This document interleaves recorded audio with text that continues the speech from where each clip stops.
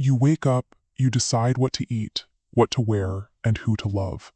But you are reading lines written by a ghost hiding in the basement of your mind. You feel it late at night, a sudden, inexplicable urge, or a gnawing hunger that no achievement or purchase can satisfy. You build a life and an identity, yet another force compels you to scroll, to consume, and to act out in anger. The modern mind is trapped in a cycle of compulsive desire and inevitable disappointment, driven by impulses it cannot name. You are at war with an invisible enemy tearing at your foundation. Think of the last time you promised to change a habit. You had a rational plan and felt resolved, but the moment stress hit, that rational mind collapsed. Primal impulse took the wheel. We are exhausted by our own wants because we are fighting an enemy whose face we do not know.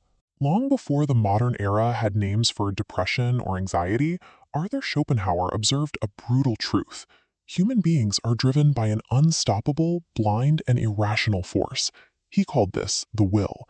It is the endless, churning desire to exist, to consume, and to conquer. This logic-driven intellect is a late addition to evolution. It is a fragile boat floating on a massive ocean of primal impulse. The will is the master. Your intellect serves its demands, frantically navigating the current that the force beneath it created. Our capacity for reason mostly provides the conscious mind with excuses for impulses that were decided for us long before we began thinking. The will is a hunger that cannot be fed. When you reach attainment, the will is briefly satisfied, but satisfaction quickly rots into boredom. The will finds a new object of desire, leading straight back to suffering. This is the pendulum of your existence.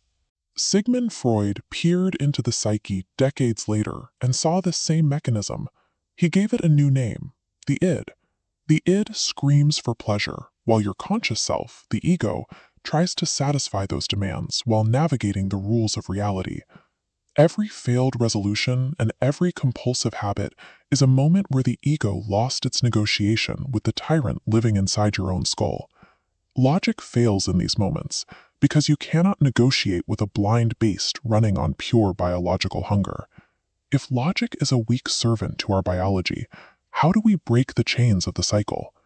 Schopenhauer believed we could silence the will through the contemplation of art.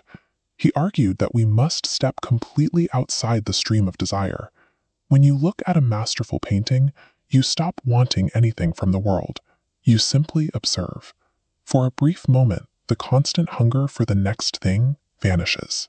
This state of passive observation provides a temporary reprieve, freeing the intellect from its servitude to the will.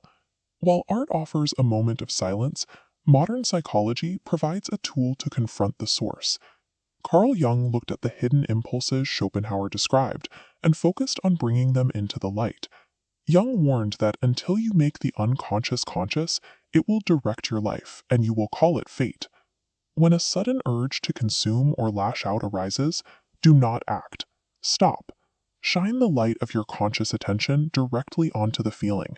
Find where it lives in your body and name the texture of that desire. The will thrives on the darkness of autopilot.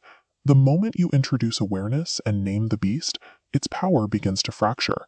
You are not your desires. You are the space in which those desires appear. By refusing to feed the hunger immediately, you stop following the script and begin to write your own.